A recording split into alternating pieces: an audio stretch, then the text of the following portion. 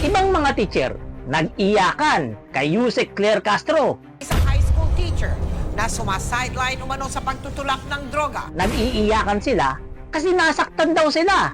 Isang guro sa Tarlac ng pamilya ng 8 taong gulang niyang estudyante na ginahasa umano niya sa Nag-iiyakan sila dahil na-insulto raw sila. Arestado ang isang 36 anyos na guro matapos i-report na ginahasa umano ang isang dalagita sa Pasig City. At nag-iiyakan sila kasi hindi nila matanggap yung real talk na sinabi ni Yusek Claire Castro sa kanila. Minsan na po natin nakita mismo ang ibang mga guro ay lumalabag sa ganitong klase ng moralidad.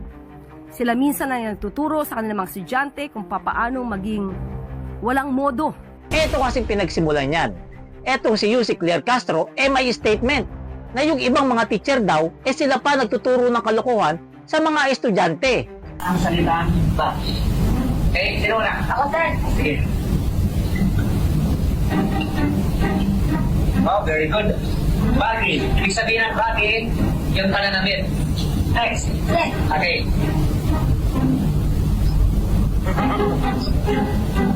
Okay, very good. Bal. Ibig sabihin ng bal, yung kanyang buhok ay nalalagas na.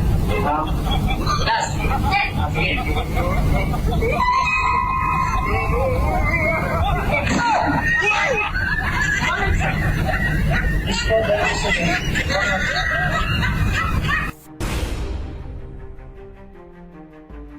O yan, nakita nyo, di ba?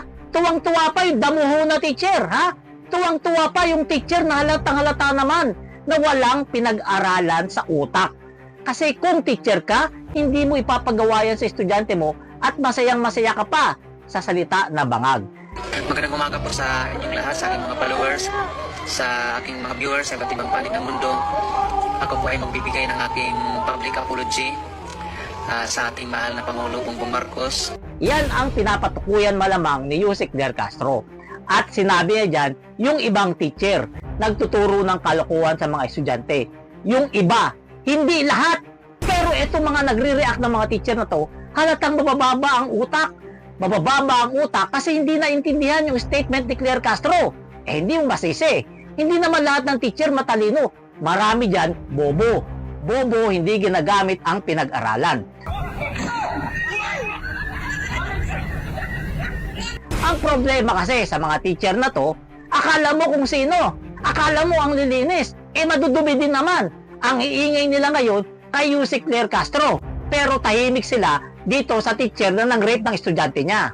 Ibong balita mga kabrigada, arestado ang isang 36 anyos na guro matapos i-report na ginahasa umano ang isang dalagita sa Pasig City.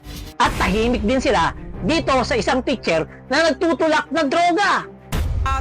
Ang isang high school teacher na sumasideline umano sa pagtutulak ng droga. kasamang nadakip ni Sir ang dalawa niyang dating estudyante. Ginagawa pa raw batakang ang bahay ng guro. Yan kasi ang problema sa ilang mga teacher natin, di ba? Mga teacher na nagba-vlogger. For the views, sasawsaw sa mga maiinit na sitwasyon sa politika.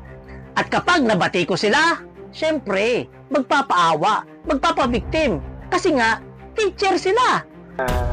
Panawagan natin sa presidential spokesperson kay Yusek Claire Castro na bawiin niya yung sinabi niya at mag-apologize sa mga teachers natin, no, na parang sinisisi pa ang mga guro sa nangyayaring karahasan sa mga paaralan.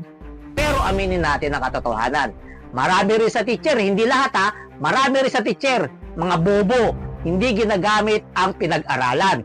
Simpleng statement lang, hindi naiintindihan. Simpleng comprehension, hindi magawa-gawa ng mga teacher na yan. Kaya ang tawag natin sa kanila, mga pulpol na teacher. O hindi lahat ha, pero may mga teacher na mga pulpol. At kung nag-react ka, ikaw yun.